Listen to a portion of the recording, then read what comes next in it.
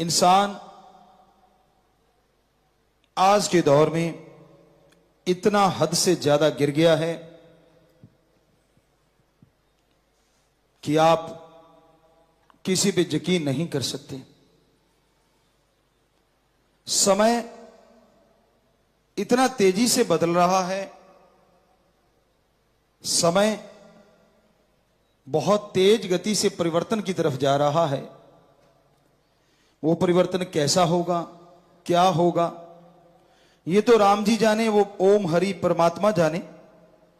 लेकिन जो उसकी निशानियां हैं हमारे पवित्र वेदों में, जो हजारों लाखों करोड़ों साल पहले इस धरती पे आए, लिखे गए,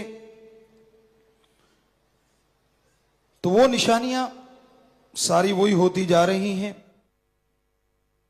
जो पहले भी कई बार हो चुका है। कितने बार हुआ होगा, यह विज्ञान में कोई समझ नहीं है, लेकिन धर्म महाविज्ञान है। हमने अपने पवित्र धर्मों में जितने भी पवित्र ग्रंथ है सबको पढ़ा। पवित्र वेदों में पवित्र रामायण है, महाभारत है, और सभी धर्मों के पवित्र ग्रंथ, महापुरुषों के वचन पढ़ के देखे। और शास्त्र नाम शाह मस्ताना जी दाता ने फिर अनुभव करवाया, महसूस किया। तो आपसे बोला कि वही चीजें जो महसूस की आपको बताएंगे। तो आदि काल से इस तरह जब प्रकृति में परिवर्तन आते हैं, आज इस धरती पे आ रहे हैं, आज इस त्रिलोकी में आ रहे हैं, सैकड़ों त्रिलोकियां हैं, और ये परिवर्तन सब जगह आए हैं। उनके अनुसार आने वाला समय बहुत ही बुरा है। हमको डराना नहीं चाहते, हमारा कोई इरादा आपको डराने का नहीं है। हमारा कहने का मतलब कि जो दिन गुजर गया शुक्र करो, और आने वाला दिन बुरा होता जा रहा है। यकीन के लायक अगर दृढ़ यकीन करना चाहते हो, दृढ़ विश्वास रखना चाहते हो, तो एक ही है, ओम हरि अल्लाह परमात्मा सतगुरु दाता राम।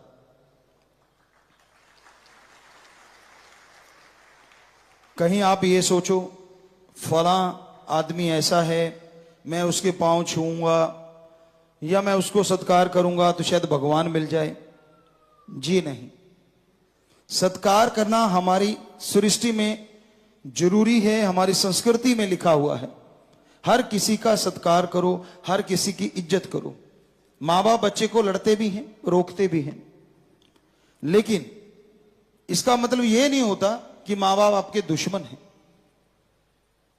इसलिए रोकते हैं ताकि आपके आने वाले समय में कोई आपके ऊपर बोझ ना आ जाए, क्योंकि उनकी लाइफ का तजुर्बा होता है। चलो माँ बाप रोकते होंगे, किस तरह से रोकते हैं वो आप लोग जानते हैं, लेकिन संत पीर फकीर जब रोकते हैं उसके पीछे आपकी जिंदगी का बहुत गूढ़ रहस्य छुपा होता है। तो आज दौर, समय का दौर ऐसी ऐसी करवटें बदल रहा है, हम आपको लिख के देने को तैयार हैं। यकीन के लायक अगर कोई है तो वो ओम हरि अल्लाह सतगुरु राम है। माना कि कोई भी काम धंधा करते हैं यकीन करना पड़ता है। अब किसान भाई दुकानदार पास जाते हैं और दुकानदार कह देता है कि भाई ये गेहूं ले जा, फला बीज ले जा, इतने मन या इतने क्विंटल प्रति एकड़ फसल होगी। बताइए किसान क्या कर सकता है? वो सूंघ के देख सकता है? जी नहीं। क्या खा के बता सकता है कि इतनी होगी? नहीं। हां, उसने उस बीज का अगर पहले प्रयोग किया है तो बता सकता है कि ये बीज मैंने प्रयोग में लाके देखा, इतने क्विंटल प्रति एकड़ पैदावार होती है। पर अगर नया बीज लेता है तो वो नहीं बता सकता किसी भी इंद्रियों से, ज्ञान इंद्रियों से, किसी भी तरीके से नहीं। तो वो क्या करता है, उस दुकानदार पे विश्वास यकीन करना पड़ता है, और वो यकीन बना होता है आगे से आगे, आगे से आगे। और जब बीज डालता है, निराई गुड़ाई खाद स्प्रे जो भी होती हैं सही समय पे करता है तो फसल भी अच्छी होती है। तो यकीन हकीकत में बदल जाता है, वास्तविकता में बदल जाता है कि हां उतना ही हुआ, तो उस बंदे पे यकीन और बढ़ जाता है। लेकिन रूहानियत सूफियत कहती है, जो परम पिताजी वचन किया करते आज भी करवा रहे हैं, कि रहना मस्त ते होना होशियार चाहिए। मस्ती अपनी जगह है, लेकिन सचेत रहना अपनी जगह है। जो आदमी आंखें बंद करके किसी पे यकीन कर लेते हैं, आज नहीं तो कल धोखा जरूर खा जाते हैं। समय का दौर ऐसा है। इसलिए हे मालिक के प्यारो, यकीन, दृढ़ यकीन तो सिर्फ एक पे ही रखना चाहिए, बार बार नहीं कहना चाहेंगे। सो वो आपको बताया, या तो उस ओम हरि अल्लाह वाहिगुरु राम पे, या उसके कोई सच्चे संत सदगुरु पीर फकीर पे, जो आपको राम से जोड़ता हो, आपसे कोई पर्सनल उसको कुछ लेना देना ना हो, आपके पैसों से या तन मन धन से। हां, मन से जरूर होता है। संत कहते कि मन को अच्छे कामों में लगा, बुरे कर्म मत कर, धन को अच्छे कर्मों में लगा, कार्य करता रहे और मेहनत की, कड़ा परिश्रम करके हक हलाल की कमाई कर, हार्ड वर्क कर। तो ये तो वो जरूर कहते हैं, पर स्वार्थ किसी से नहीं होता। निस्वार्थ सेवा करता है सच्चा संत या उसकी औलाद, उसके भक्त। पर जब सेवा करते हो, किसी से मान बढ़ाई की इच्छा ना रखो। हम सेवा कर रहे हैं उस परमपिता परमात्मा की औलाद की, हम सेवा कर रहे हैं सृष्टि की, वो भी परमपिता परमात्मा की औलाद है। तो भलाई करने वाले भलाई किए जा, परवरदिगार मिलेंगे तू। भक्ति किए जा, जब भलाई किए जा, जब प्रेम किए जा, बेगर्ज निस्वार्थ भावना से। यहां गर्ज आ जाती है, वहां प्रेम खत्म होने लगता है। तो इसलिए बेहद जरूरी है, दृढ़ यकीन परमपिता परमात्मा मालिक पे रखो। और सहजोबाई वाली बात जो आपको इतनी बार सुनाई हमने, उसको दिलो दिमाग में धार के रखो।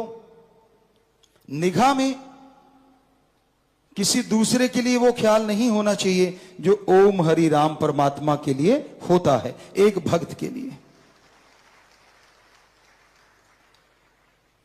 हमारा कहने का मतलब ये नहीं कि रिश्तों में प्यार ना दो। जो रिश्तों में सही है, जायज है, वो प्रेम दो। भाई बहन का रिश्ता है, मां बेटे का, बाप बेटे का, बेटी का, मां बेटी का, तो जितने भी रिश्ते हमारे समाज में हैं, उनके प्रति जो कर्तव्य है, जो सही भावना है, वो रखते हुए आप सत्कार भी करो और प्रेम भी रखो। लेकिन हद से ना गुजर जाओ। जब आदमी हद से ज्यादा गुजर जाता है और उसके जब चोट लगती है, जब यकीन टूटते हैं, तो वो चोट को सहन नहीं कर पाता। आपने देखा होगा, समाज में देखा होगा, खुद महसूस किया होगा। छोटे से बच्चे को मां पालती है, पहले 9 महीने गर्भ में रखती है, कितनी उम्मीदें, कितना चाव होता है, पर दर्द भी बड़ा होता है। मां सहती भी बहुत है। बच्चा बाहर आता है, मां बाप उम्मीद रखते हैं बड़ा होके ये ऐसे होगा, ऐसे होगा। मतलब अपने सुख के लिए कह लीजिए, या यूं कह लीजिए कि हमारी एक संस्कृति है, एक रीत है कि हां अब हम संभाल रहे हैं तो बुजुर्ग अवस्था में ये हमारा सहारा बनेगा, सीधी सी बात। लेकिन आज का दौर ऐसा आ गया है, बच्चा जवान होता है और उसकी भावनाएं अंगड़ाइयां लेने लगती हैं। गदा पचीसी उमरा जोर जवानी का, परमपिता दाता रहबर ने एक ये भजन बनाया कि एक दौर ऐसा आता है जिसमें आदमी को लगता है मैं ही सही हूं, बाकी सारी दुनिया गलत। तो उस दौर में वो अपने माँ बाप को, परिवार को कुछ नहीं समझता, उसके पर्सनल रिलेशन हो जाते हैं। यानी वो कहते हैं मेरे ही रिश्ते हैं, मेरे तक ही सीमित। तो भाई ऐसे समय में जब ऐसा कुछ हो रहा है तो कितनी चोट लगती होगी सच्चे मां बाप के दिल पे, जिनको बच्चे एक पल में ठुकरा देते हैं। इसका मतलब यह नहीं कि रिश्तों में यकीन नहीं रखना, रखना तो पड़ेगा ही, लेकिन संस्कार अच्छे दो बच्चों को। संस्कार अच्छे दोगे तो वो नेक इंसान बनेगा। लेकिन सबसे बड़ी बात एक और भी है, संस्कारों के साथ सोहबत, संग, साथ का भी ध्यान रखो कि आप कैसी सोहबत करते हैं, आपका ध्यान कैसा है। जैसे आपके बच्चे हैं, कहां बैठते उठते हैं। हमने देखा है हीरे को कंकर बनते देर नहीं लगती, अगर वो बहुत हाई टेम्परेचर में रहने लग जाए, और दबे हुए कंकर को हीरे बनते देर नहीं लगती अगर वो जौहरी के हाथ लग जाए। क्योंकि बहुत टेम्परेचर एक ऐसा डिग्री होता है जिसमें हीरा भी पिघल जाता है, और धरती से ही ये हीरे निकलते हैं, वो कंकर होते हैं, अनगढ़ होते हैं। और जब जौहरी की निगाह पड़ती है वो उसे तराश देता है, उसके एक एक कोण में, उसके रंग में, उसकी पॉलिश में ऐसा चमका देता है कि उसका मोल हजारों लाखों करोड़ों में चला जाता है। संग का रंग जरूर चढ़ता है। इसलिए बच्चों का ध्यान रखो, वो गलत सोहबत में ना चले जाएं। कितना भी बड़ा भक्त क्यों ना हो और कितना भी आम आदमी क्यों ना हो, इतिहास गवाह है ऐसे ऐसे लोग हुए जो बुरे कर्मों में बेहद मस्त थे, लेकिन किसी संत पीर फकीर की शरण में गए तो वो अव्वल दर्जे के भक्त बन गए, संत बन गए। और ऐसे ऐसे भी उदाहरण हैं कि मां बाप बहुत बड़े भक्त थे, लेकिन उनके बच्चे गलत सोबत में पड़ गए और वो राक्षस बन गए। तो संग का रंग लाजमी चढ़ता है।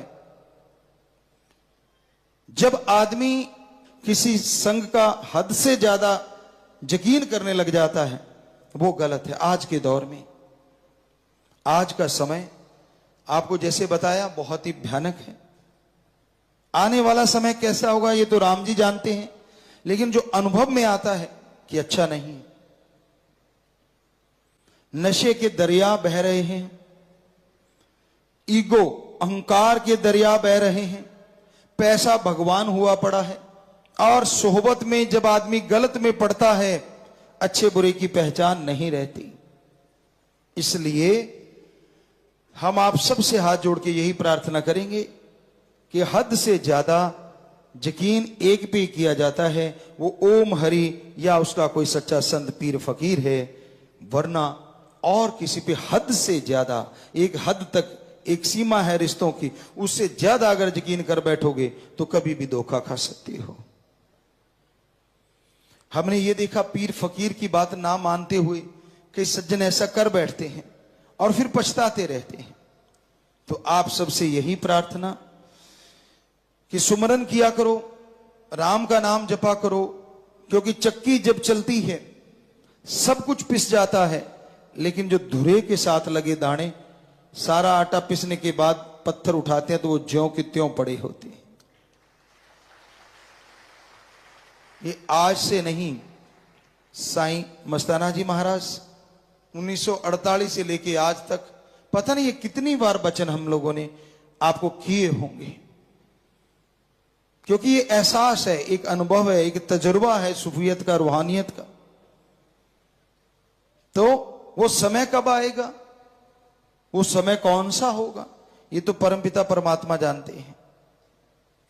लेकिन जो निशानियां हैं वो अजीबोगरीब जरूर हो रही हैं। क्या आप नहीं फील करते?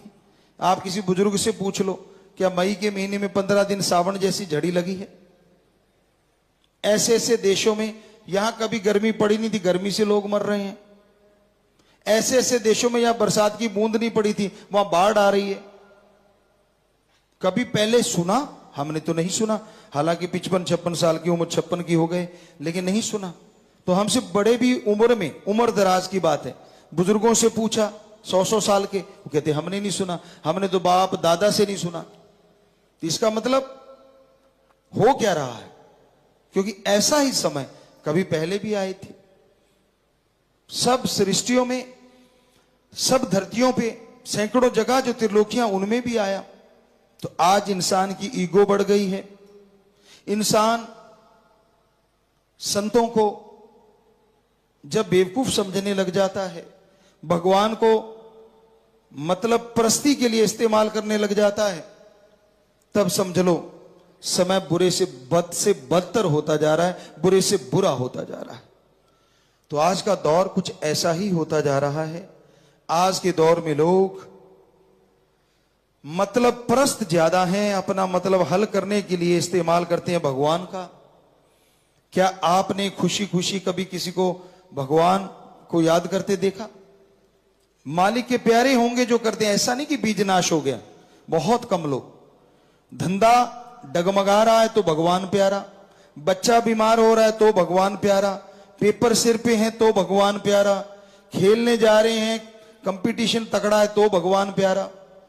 तो मेनली भगवान हम लोगों ने ऐसी शक्ति समझ लिया कि जब जरूरत पड़े इस्तेमाल कर लो, जब उसकी जरूरत नहीं साइड पे कर दो।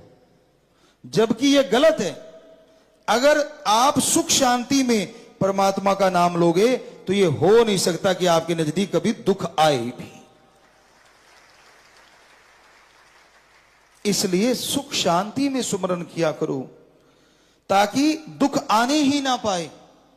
डॉक्टर साहबान क्या बताते हैं, हमारे बहुत से डॉक्टर यहां बैठे होंगे, कि हमारा शरीर हमारा खुद का एक डॉक्टर है। जब हम अपने शरीर की नहीं सुनते तो हम धोखा खा जाते हैं। आप खाने लगते हो, ठूंसते हो, जब खाना एक अलग चीज है, ठूंसना एक अलग चीज। स्वाद लगता रहता है, अंदर से जरूर आवाज आएगी कि बस हो गया, डकार भी आएंगे, बॉडी कहती है बस, कहता नहीं नहीं स्वाद बहुत है। और फिर ये स्ट्रेचेबल कपड़ा है, हमारी स्किन, ये यूं भी बढ़ जाती है और चिपक भी जाती है, ये अपने हाथ में। तो आप डस्टबिन, कल हमने भजन में सुनाया था आपको कि डस्टबिन पेट को ना बनाओगे, कि भाई डस्टबिन ना समझो इसको। पेट्रोल आपको प्योर चाहिए गाड़ी में, कहीं कैरोसिन ना मिला हो, गाड़ी 70-80 हजार की आ जाएगी। क्या ये शरीर किसी से बदल लोगे? नहीं बदल सकते। तो इस शरीर के लिए भी तो सोच समझ के खाया करो, एक लिमिट होनी चाहिए। अरे पशु नहीं सोच समझ के खाते, उनको भी अफारा आ जाता है। भैंसों को देखा हमने घरों में रहते हुए, जो किसान भाई बैठे हैं जो ये काम करते हैं, उन्होंने देखा होगा कई बार अच्छा चारा लगा, इतना खा लेती हैं, दूध कम हो जाता है। सोचती ये क्या हो गया, मैंने तो बढ़िया खिलाया था, ये नहीं पता वो ओवरडोज हो गई अंदर। तो आपकी भी तो होती है, किसके नहीं हुई होगी? कभी ना कभी तो ज्यादा खा ही लिया होगा। वो कहते हैं ना, एक कहावत है पुराने बुजुर्गों की, भूखा ना पछताए खा के पछताए। भूखा क्या पछता लेगा, उसके अंदर क्या है, हल्का फुल्का ठीक है, तेजाब बना, ये हुआ, लेकिन इतना भी भूखा नहीं, थोड़ा भूखा। और ज्यादा खा लिया, ओहो गैस बन गई, तेजाब बन रहा है, हजम नहीं हो रहा, फूल के कुप्पा हो गए, गैस निकल नहीं रही।